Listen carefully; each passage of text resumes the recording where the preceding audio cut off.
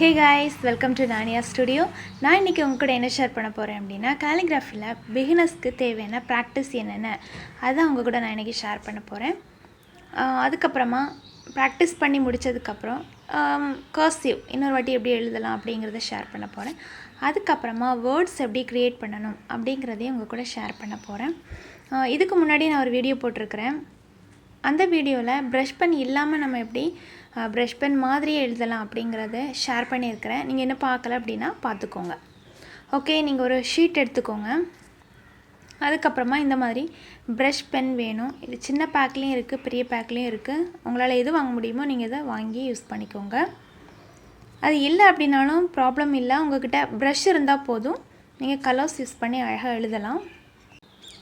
இந்த brush pen வாங்குன உடனே நம்மளால எழுதிர முடியாது. ஏன் அப்படினா கொஞ்சம் பிராக்டீஸ் பண்ணனும். இதோட டிப் பார்க்கிறதுக்கு வந்து brush மாதிரியே இருக்கும். சோ நமக்கு எழுதுற மாதிரி ஹார்டா இருக்காது. அதனால பிராக்டீஸ் பண்ணா மட்டும் தான் எழுத முடியும். நான் இங்க கொஞ்சம் blends and strokes வந்து ஷேர் பண்ணியிருக்கேன். இத நீங்க டெய்லி பிராக்டீஸ் பண்ணுங்க. உங்களுக்கு டைம் இருக்கும்போது நீங்க பிராக்டீஸ் பண்ணுங்க. அதுக்கு அப்புறமா இதல கவனிக்க வேண்டியது என்ன அப்படினா அந்த brush pen வச்சு எழுதுவோம் இல்லையா? அப்போ மேல் நோக்கி போற அந்த லைன்ஸ் எல்லாமே எப்படி இருக்கும் அப்படினா தின்னா இருக்கும். கீழ் நோக்கி வர லைன்ஸ் எல்லாமே நல்ல திக்கா இருக்கும். இந்த ரெண்டையும் நீங்க ஞாபகத்துல வச்சுக்கோங்க. நான் இப்போ போடுற இந்த ஸ்ட்ரோக்ஸ் எல்லாமே நீங்க வந்து நல்லா வாட்ச் பண்ணுங்க. வாட்ச் பண்ணிட்டு பிராக்டீஸ் பண்ணுங்க. பிராக்டீஸ் பண்ணா மட்டும் தான் நம்ம எழுத முடியும். வீடியோ பார்த்தா மட்டும் போதாது. இதுக்கு நீங்க நார்மலான A4 ஷீட் பேப்பர் எடுத்துக்கலாம். A4 ஷீட் பேப்பர் வந்து 80 GSM இருக்கும். நீங்க அதை விட கம்மியான GSM உள்ள பேப்பர் கூட யூஸ் பண்ணிக்கலாம். பட்டர் பேப்பர் இந்த மாதிரி என்ன பேப்பர் வேணாலும் நீங்க யூஸ் பண்ணிக்கலாம். அதாவது இதோட டெக்ஸ்சர் வந்து ரொம்ப ஸ்மூத்தா இருக்கணும். அப்படினா மட்டும் தான் நம்ம பிராக்டீஸ் பண்ண முடியும்.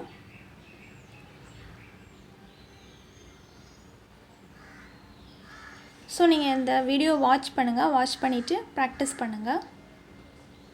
நான் இதல ரொம்பவே ஈஸியான ஸ்ட்ரோக்ஸ் தான் உங்க கூட ஷேர் பண்ணியிருக்கேன். ஃபர்ஸ்ட் நம்ம எழுதும்போது அந்த லைன்ஸ் வந்து நமக்கு ஒழுங்கா வராத மாதிரி இருக்கும். அதாவது திக்கா இருக்கிற அந்த லைன் வந்துரும். பட் தின்னா இருக்கிற லைன் வராது. கொஞ்சம் நீங்க பிராக்டீஸ் பண்ணா வந்துரும்.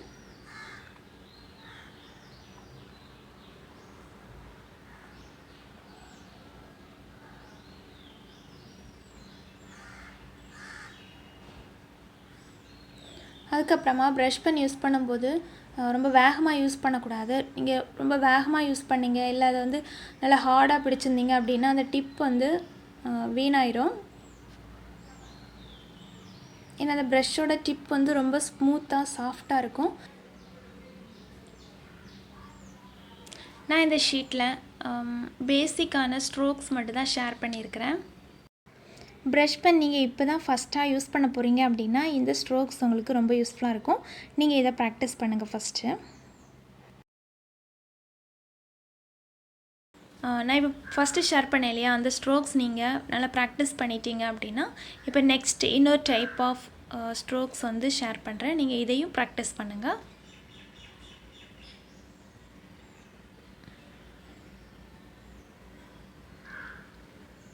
ஃபர்ஸ்ட் நீங்க ஸ்டார்ட் பண்ணும்போது இது கொஞ்சம் கஷ்டமா இருக்கிற மாதிரி இருக்கும். அப்புறம் போக போக உங்களுக்கு ஈஸியா தான் இருக்கும். வீடியோ பாக்கும்போது அவங்க ஃபாஸ்டா எழுதுன மாதிரி இருக்கும். அதனால நீங்களும் வந்து இந்த மாதிரி ஃபாஸ்டா எழுதணும் அப்படினு கிடையாது. நீங்க வந்து மெதுவாவே பிராக்டீஸ் பண்ணுங்க.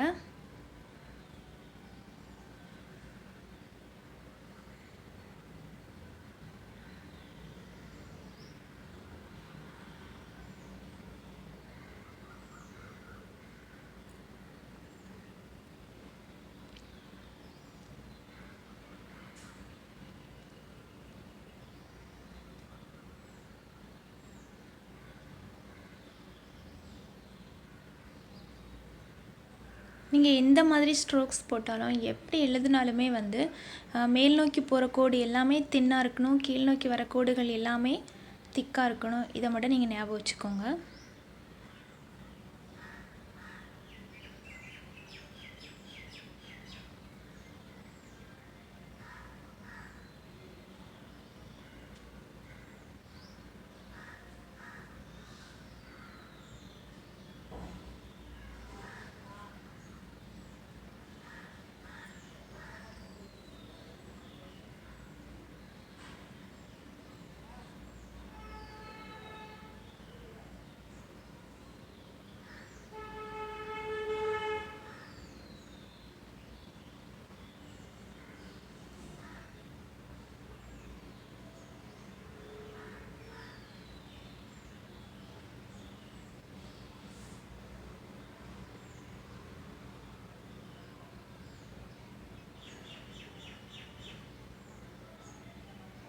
இந்த ஸ்ட்ரோக்ஸ் வந்து ஃபஸ்ட்டு உங்களுக்கு போட வரல அப்படின்னா நீங்கள் ஈஸியாக இருக்கிறது உங்களுடைய கைக்கு எது ஈஸியாக இருக்குதோ அதை நீங்கள் ஃபஸ்ட்டு போட்டு பழகுங்க.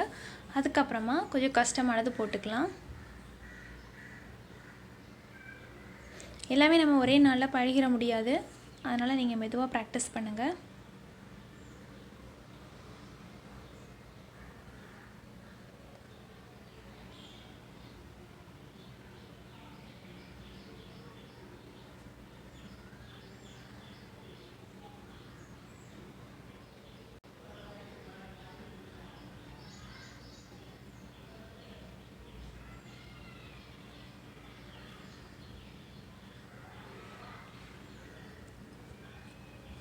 நீங்கள் வந்து ப்ராக்டிஸ் பண்ணுங்கள். அதுக்கப்புறமா கொஞ்சம் கொஞ்சம் அந்த லெட்டர்ஸ் வந்து எழுதுறதுக்கு ட்ரை பண்ணுங்கள். உங்களுக்கு ஏதாவது டவுட்ஸ் இருந்தது அப்படின்னா நீங்கள் என்னோடய இன்ஸ்டா பேஜில் கேட்கலாம். அதுக்கப்புறமா நீங்கள் எழுதின அந்த ஷீட் கூட எனக்கு ஃபோட்டோ அனுப்புங்க.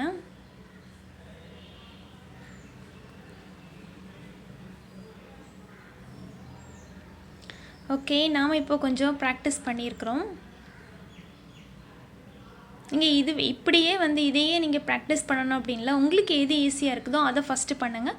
அதுக்கப்புறமா கொஞ்சம் கொஞ்சமாக மேலே வரலாம். நீங்கள் கண்டிப்பாக அழகாக எழுதிடலாம். இப்போ நான் உங்களுக்கு கொஞ்சம் கர்சிவ் வந்து எழுதி காட்டுறேன். எல்லாமே சேம் மெத்தட் தான். நம்ம எப்படி ப்ராக்டிஸ் பண்ணமோ அதுதான் நான் இங்கே யூஸ் பண்ணி கர்சிவ் எழுதுகிறேன். நீங்கள் இப்போ ஃபஸ்ட்டு எழுதும்போது அந்த லைன்ஸ் வந்து போட்டுட்டு எழுதுங்க. அப்போ உங்களுக்கு கொஞ்சம் ஈஸியாக இருக்கிற மாதிரி இருக்கும்.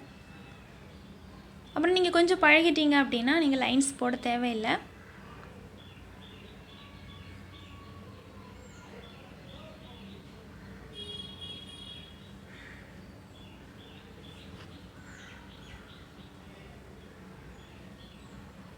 பழகினதுக்கு அப்புறமா இந்த ப்ரஷ் பென் யூஸ் பண்ணுறது ரொம்ப ஈஸி. ஸோ ஸ்டூடெண்ட்ஸ் கூட இது மாதிரி எழுதிக்கலாம்.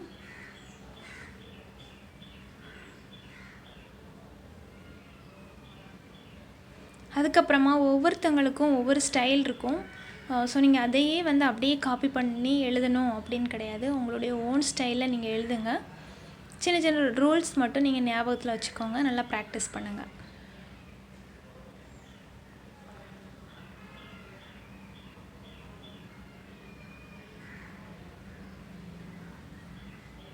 நான் இதுக்கு முன்னாடி ஒரு வீடியோ போட்டிருப்பேன்.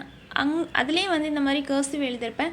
அது வேறு ஸ்டைலில் இருக்கும், இது வேறு ஸ்டைலில் இருக்கும். நம்மளோட க்ரியேட்டிவ் தான். நமக்கு எப்படி தோணுதோ அப்படி நம்ம எழுதிக்கலாம். அந்த தின் லைன் திக் லைன் இதை மட்டும் நீங்கள் மாற்றாமல் நீங்கள் எப்படி வேணால் எழுதிக்கலாம்.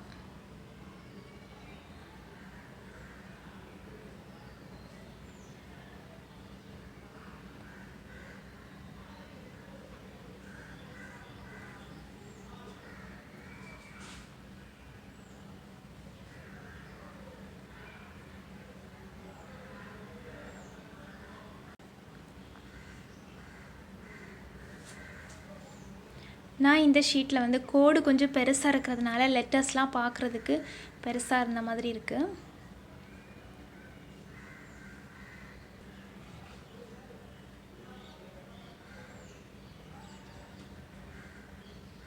ஓகே, நாம் இதை கம்ப்ளீட் பண்ணிட்டோம்.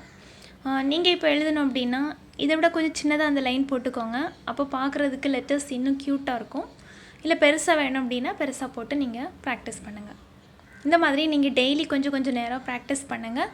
நீங்களும் அழகாக ப்ரஷ் பென் யூஸ் பண்ணலாம். இப்போ நான் உங்களுக்கு ஒரு சின்ன வேர்ட் மட்டும் எழுதி காட்டுறேன். இது வந்து கேப்ஸ் டி. இதுக்கப்புறமா நான் வந்து கேப்ஸில் உங்களுக்கு வீடியோஸ் போடுறேன். இங்கே நான் வந்து கோடு எதுவுமே போடல, சும்மா ஃப்ரீ ஹேண்டில் தான் எழுதிட்டுருக்கிறேன்.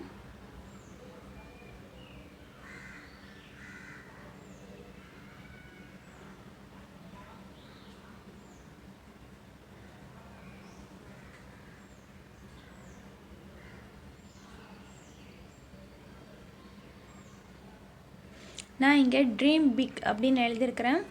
நீங்களும் வேணால் இதே மாதிரி எழுதலாம். நீங்கள் எழுதுனது எல்லாமே என்கிட்ட ஷேர் பண்ணுங்கள். அதுக்கப்புறமா நம்ம இப்படி எழுதி முடிச்சப்புறமா இன்னொரு லைன் எக்ஸ்ட்ரா லைன் போடணும், இல்லை ஏதாவது நம்ம வந்து ஹைலைட் பண்ணி காட்டணும் அப்படின்னா நீங்கள் பண்ணிக்கலாம். இந்த மாதிரி எப்போவுமே ரைட் சைடில் பண்ணுங்கள், அதாவது இந்த லெட்டர்ஸ்க்கு ரைட் சைடில் பண்ணணும்.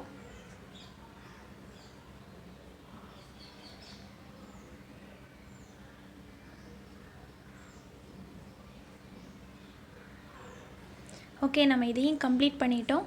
இந்த வீடியோ உங்களுக்கு ரொம்ப யூஸ்ஃபுல்லாக இருந்திருக்கும்னு நினைக்கிறேன். அதனால தான் நீங்கள் இவ்வளோ தூரம் பார்த்துருக்கீங்க. அதுக்கப்புறமா இந்த வீடியோ இன்னும் நிறைய பேருக்கு யூஸ்ஃபுல்லாக இருக்கும் அப்படின்னு நீங்கள் நினச்சிங்க அப்படின்னா அவங்களுக்கும் ஷேர் பண்ணுங்கள். ப்ராக்டிஸ் பண்ணுங்கள். ப்ராக்டிஸ் பண்ணால் தான் நம்ம எழுத முடியும். தேங்க்ஸ் ஃபார் வாட்சிங். வண்ணங்களுடன் நமது உறவு என்றும் மழை தொடரட்டும்.